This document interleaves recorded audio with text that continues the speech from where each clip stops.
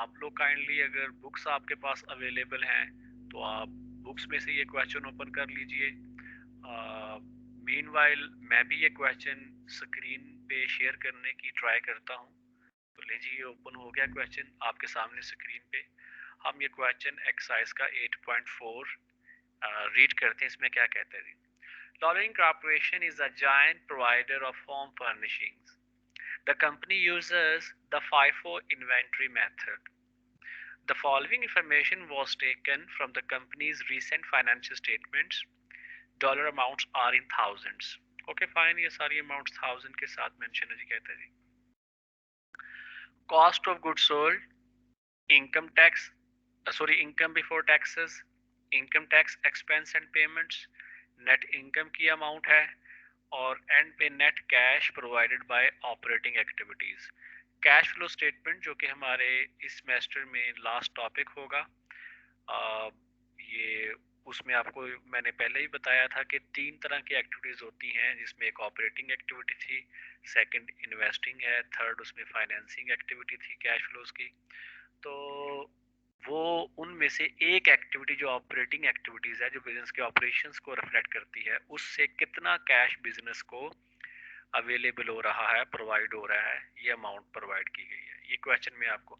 अच्छा, दूसरी बात ये देखिए सीजीएस की अमाउंट है, कॉस्ट ऑफ गुड्स सोल्ड। आप लोगों ने प्रॉब्लम के सेट जो 8.2 या 8.3 में देखा कि वहां पर सीजीएस की अमाउंट बार बार कैलकुलेट किया आपने, फाइफो मेथड में भी, लाइफो में, एवरेज कॉस्ट में, स्पेसिफिक आइडेंटिफिकेशन में, फिर एनालिसिस भी किया साथ इस तरह से कि किस में सीजीएस की अमाउंट ज्यादा होती है, किस में अमाउंट कम होती है। अब ये जो क्वेश्चन 8.4 है, इसमें बिजनेस यूज कौन सा करता है मेथड अजम्पशन का? फाइफो। ये देखिए फाइफो मेथड यूज किया है, इन्होंने मेंशन किया हुआ है। अब ये जो सीजीएस की अमाउंट है, कॉस्ट ऑफ गुड सोल्ड की, ये फाइफो मेथड के अंडर कैलकुलेट हुई है। अब रिकॉल कर ले, हमने क्या बात की थी कि फाइफो मेथड नॉर्मली क्या कहता होता है कि जो पुराने वाली इन्वेंट्री होती है वो पहले सेल होती है, और पुराने वाली इन्वेंट्री की कॉस्ट क्या होती है? कम होती है, लो होती है। इट मींस सीजीएस की अमाउंट हमने पहले भी बात की थी कि फाइफो मेथड में क्या होती है? कम होती है। इसीलिए तो फाइफो में नेट इनकम हाई रिपोर्ट होती है कि सीजीएस की अमाउंट कम है, क्योंकि सीजीएस सेल से माइनस होती है एज एन एक्सपेंस। तो खैर यहाँ पे हम देखते हैं कि ये उसने मुझे बताया हुआ है सीजीएस, इससे हमें इंफॉर्मेशन उसने अमाउंट की तो बताई हुई है, डाटा दिया हुआ है, लेकिन हम इसे इंफॉर्मेशन क्या ड्रॉ कर सकते हैं? और हम इंफॉर्मेशन यहाँ से ये पिक कर सकते हैं कि ये सीजीएस की अमाउंट जो है ये फाइफो के अंडर है, और उससे रिफ्लेक्शन क्या है? हमें रिफ्लेक्शन ये मिलती है कि ये अमाउंट अगर लाइफो से कैलकुलेट की जाती ज्यादा होती। अगर यही सीजीएस किस से कैलकुलेट होता? लाइफो मेथड से। तो चूंकि लाइफो में लास्ट वाली जो रिसेंट वाली प्राइजेस होती हैं वो चार्ज कर दी जाती हैं सीजीएस को, वो हाई होती हैं, ज्यादा होती हैं, क्योंकि इन्फ्लेशनरी ट्रेंड होता है। तो इसलिए हम ये कहते हैं कि ये जो फाइफो की अमाउंट है ये 18,50,000 या 1.85 मिलियन, ये अगर फाइफो से आई है, अगर ये लाइफो से कैलकुलेट करता ये बिजनेस, अगर यही अमाउंट लाइफो से कैलकुलेट की जाती तो वो अमाउंट इससे ज्यादा होती।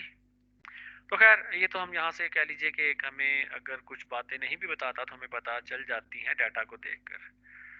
अच्छा, इसी तरह इनकम बिफोर टैक्सेस। अब इनकम बिफोर इनकम बेसिकली क्या है? ये इनकम है। तो इनकम की अमाउंट फाइफो में देखी जाए तो क्या होती है? ज्यादा होती है, क्योंकि एक्सपेंस कम है ये वाला सीजीएस का, तो इनकम क्या हो जाती है? ज्यादा। अगर इनकम ज्यादा है तो टैक्स क्या हो जाती है? टैक्स की अमाउंट भी ज्यादा हो जाती है। अच्छा, फिर नेट इनकम की अमाउंट क्या हो जाती है? ज्यादा हो जाती है। अच्छा, देखिए ना, इनकम चाहे बिफोर टैक्स है चाहे आफ्टर टैक्स ज्यादा ही होगी ना। अच्छा, किससे ज्यादा होगी? मैंने पहले ही बताया था, लाइफो से कंपैरेटिव टर्म में देखा जाए तो ज्यादा होगी इनकम की अमाउंट। चलें जी, अब नेक्स्ट देखते हैं, नेक्स्ट हमें क्या कहता है। The financial statements also revealed that had Lawler been using FIFO sorry LIFO. कहता है कि अगर ये बिजनेस फाइफो की बजाय लाइफो यूज कर रहा होता तो क्या होता? It's cost of goods sold would have been 1.865 million, 18 lakh and $65,000 इसकी सीजीएस की अमाउंट होती है। यही बात हमने अभी की थी कि अगर लाइफो यूज करता तो अमाउंट ज्यादा होती। अब देख सकते हैं कि ये अमाउंट उसने बता भी दी है कि कितनी ज्यादा है। देखिए 18,65 और ये 18,50, तो 50 से 65 ज्यादा है। तो कितनी अमाउंट ज्यादा है देखा जाए तो 65 में से 50 माइनस करें, 15,000 हाई कॉस्ट है किसकी, सीजीएस की। किस मेथड में, लाइफो में। चले, ये तो हमें इंफॉर्मेशन मिल गई। नेक्स्ट है जी, the companies income taxes and payments amount to approximately 40% of income before taxes. कहता है कि ये जो इनकम टैक्स की अमाउंट है, अप्रोक्सीमेट आपको फिगर बताया है, एक्चुअल फिगर में भी कोई और हो, उसने बताया है कि वो 40% है, उसने बोला हो ना अप्रोक्सीमेटली, इसलिए हम यही 40% यूज करेंगे। अगर आप यहाँ पर इस इनकम टैक्स को डिवाइड करें इनकम बिफोर टैक्सेस पे, तो वो वैल्यू में भी कोई और आ रही हो, लेकिन हम यूज करेंगे 40%, क्योंकि क्वेश्चन में हमें ये 40% की परसेंटेज जो है या ये रेशियो जो गिवन है, प्रोवाइड की गई है, तो हमें मेंशन कर दिया उसने कि ये यूज करें, इसलिए हम ये यूज करेंगे। ए पार्ट में क्या कहता है, explain how LIFO can result in a higher cost of goods sold. ये हमने एक्सप्लेन थोड़ी देर पहले कर दिया कि क्यों LIFO high cost of goods sold की वजह बनता है। इसलिए कि लाइफो में हम जो रिसेंट प्राइसेस होती हैं, जो करंट प्राइसेस होती हैं, उनको सीजीएस के लिए यूज कर लेते हैं, सीजीएस को चार्ज कर देते हैं। अच्छा, क्यों यूज करते हैं, इसलिए कि मेथड ऐसा है जिसके अंदर जो लास्ट में इन्वेंट्री परचेज की होती है, जो लास्ट में बिजनेस में इन होती है, उसे पहले आउट कर दिया जाता है, सेल कर दिया जाता है। अच्छा, तो हम कैसे कह सकते हैं कि लास्ट में प्राइस हाई होती है, इसलिए कि हम अगर इकोनॉमिक पैटर्न देखा जाए प्राइसेस का, उसको जब देखते हैं, वैल्यूएट करते हैं, तो हमें नजर आता है इन्फ्लेशन के फैक्टर की वजह से जब भी इन्वेंट्री जो लास्ट में बाय की जाती है, उसकी हमें प्राइस ज्यादा पे करना पड़ती है। तो इसलिए हम उस जनरल एजम्पशन की बेस पर कि इन्फ्लेशनरी ट्रेंड होता है एग्जिस्ट करता है नॉर्मल इकोनॉमीज, आप देखा जाए, देखें अगर उनको, तो उसमें आपको इन्फ्लेशन नजर आता है कि वो प्राइसेस ग्रेजुअली जो है वो इंक्रीज होती रहती है। तो ये रीजन होती है जी, चूंकि वो जो लास्ट वाली फिर इन्वेंट्री अगर हम चार्ज कर रहे हैं सीजीएस को, तो वो प्राइस ज्यादा होती है, ज्यादा होने की वजह सीजीएस की अमाउंट भी क्या हो जाती है, ज्यादा हो जाती है, हाई हो जाती है। हमने एक्सप्लेन कर दिया दोबारा भी। नेक्स्ट है, would you expect LIFO to result in a greater or lesser valuation of the company's ending inventories? Defend your answer.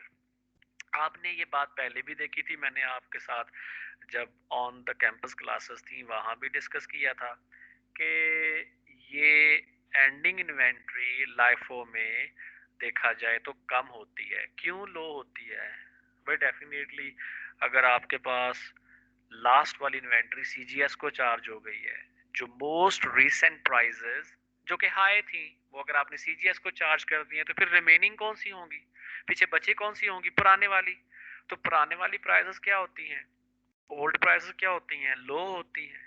तो अगर आप करंट प्राइस चार्ज कर रहे हैं सीजीएस को, तो पुरानी वाली प्राइस किसको चार्ज हो जाएगी, एंडिंग इन्वेंट्री को। जैसे मैंने मार्केट्स की एग्जांपल दी थी कि एक मार्केट 10 का बाय हुआ, 10 बाय किया, वो 11 का मिला, फिर परचेज किया आपने 12 का मिला। तो अगर लाइफो मेथड है, एक मार्केट सेल किया तो सीजीएस को 12 चार्ज हो जाता जो लास्ट पे है। तो चलें, दो मार्केट सेल हो जाते लाइफो में, तो फिर 12 और 11 वाले सीजीएस को चले जाते, एंडिंग में कौन सा बचता, 10 वाला।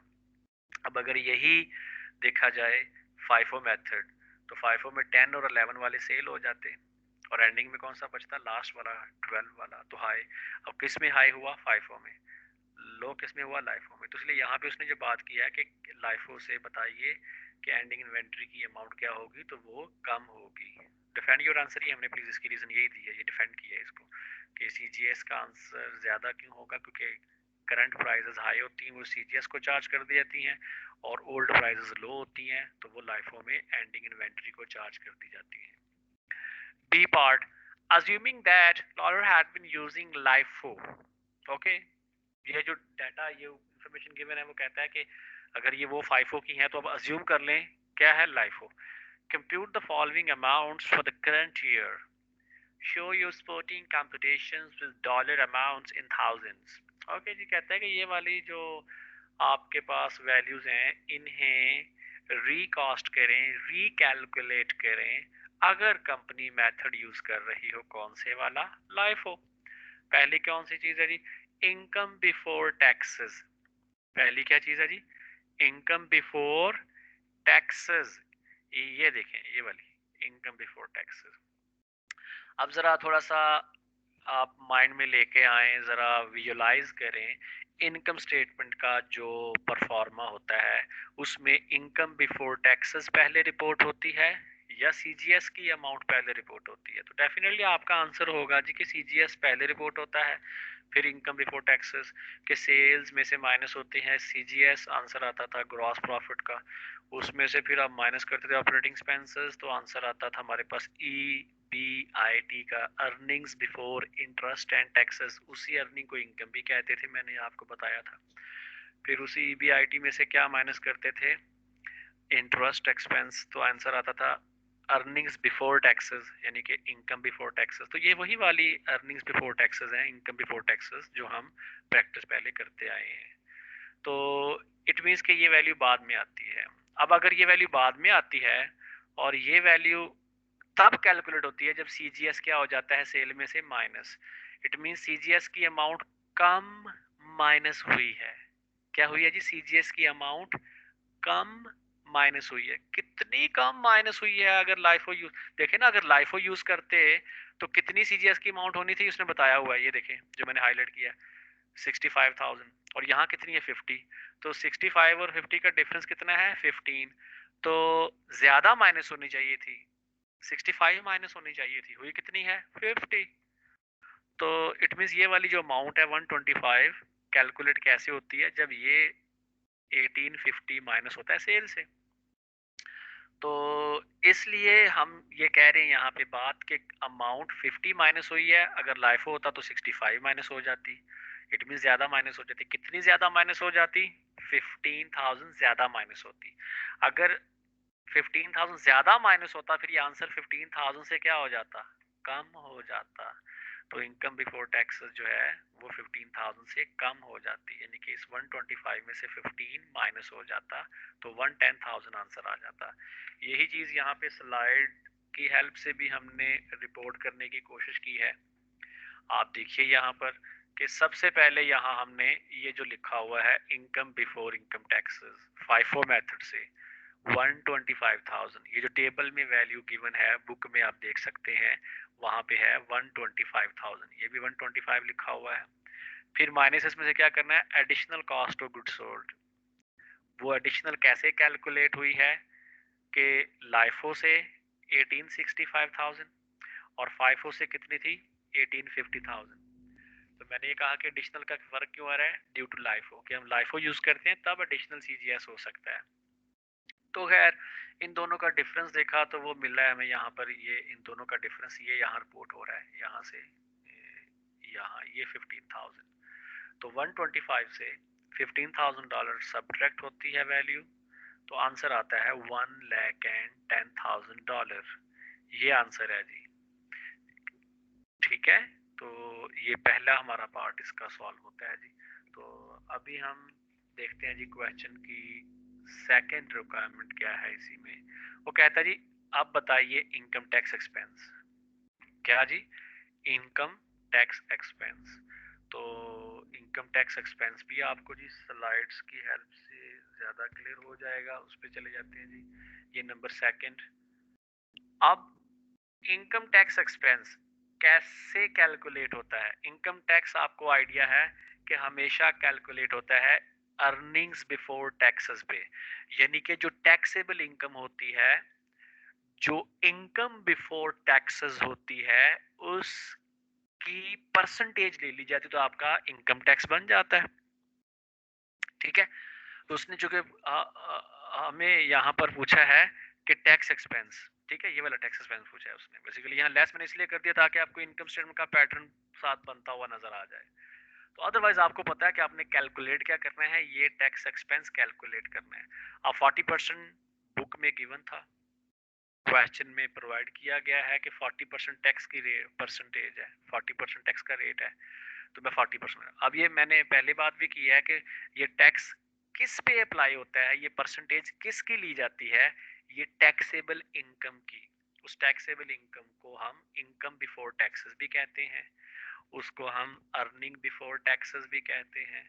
ठीक है, तो वो कितनी अमाउंट थी कैलकुलेट अभी हमने की है अंडर लाइफो, वो 110 है, क्योंकि हम अभी लाइफो के अंडर देखेंगे हर चीज ना। तो 110,000, अब इट मीन्स 110,000 का लेंगे 40%, तो 40% कैसे लेंगे, 0.4 मल्टीप्लाई बाय 110,000, तो आंसर आएगा 44,000। तो ये खैर जो मैंने यहाँ पे इसको ब्लू हाईलाइट भी किया हुआ है, ये 44,000 आंसर है सेकंड पार्ट का। माइनस क्यों किया, ताकि मैंने कहा इनकम स्टेटमेंट आपको बनती हुई नजर आए। अब इसी इनकम टैक्स को माइनस कर देंगे जब टैक्सेबल इनकम में से 110 में से 44 माइनस करेंगे तो आंसर आता है 66,000। ये क्या कहलाएगा, नेट इनकम होगी। मतलब वही मैंने बताया ना, इनकम स्टेटमेंट का पैटर्न साथ साथ बनता नजर आएगा। तो खैर सेकंड पार्ट की जो रिक्वायरमेंट है वो है टैक्स एक्सपेंस 44,000। अब जरा देखते हैं जी हम क्वेश्चन की नेक्स्ट रिक्वायरमेंट क्या है, वो है नेट इनकम। अब आपको समझ आ गई होगी मैं क्यों माइनस कर रहा था साथ साथ, ताकि ये क्वेश्चन जो है वो आपके लिए थर्ड पार्ट खुद ब खुद सॉल्व होता हुआ नजर आए, अंडरस्टैंड करने इजी हो जाए। तो नेट इनकम देखिए, आपको पता है ये लाइफो मेथड में जो इनकम बिफोर टैक्सेस है उसमें से लाइफो का टैक्स एक्सपेंस जो बनता वो माइनस कर दिया और नेट इनकम की अमाउंट की 66,000 आ गई।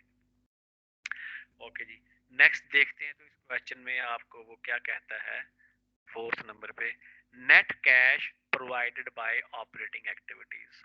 अच्छा कैश है जी, पहली बात तो ये देख लिए कि मैंने आपके साथ ऑपरेटिंग एक्टिविटीज डिटेल में डिस्कस नहीं की थी, ये कहा था अगर आप देखना चाहते हैं तो यूट्यूब पे लेक्चर अवेलेबल है, वहां से आप देख सकते हैं। लेकिन फॉर द टाइम बीइंग जितना एक हमने पहले पढ़ा हुआ है उसकी हेल्प से ये सॉल्व हो सकता है।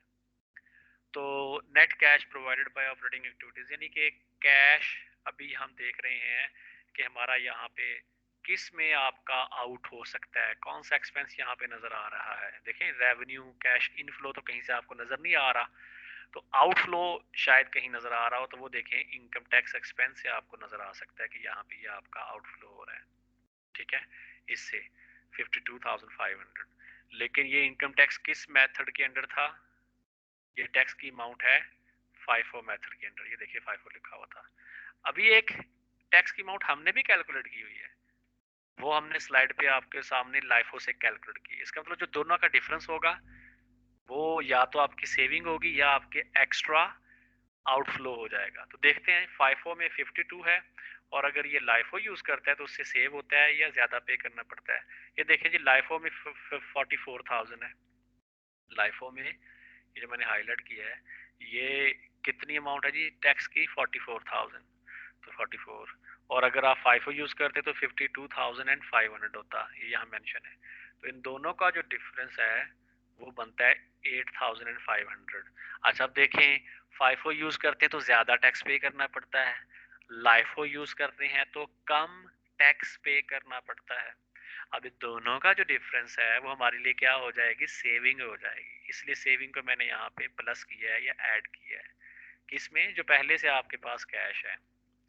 तो उसमें जब इसको ऐड करते हैं तो आपके पास फोर्थ रिक्वायरमेंट, फोर्थ पार्ट का जो आंसर है वो यहाँ पे आपको मिलता है $1,31,750।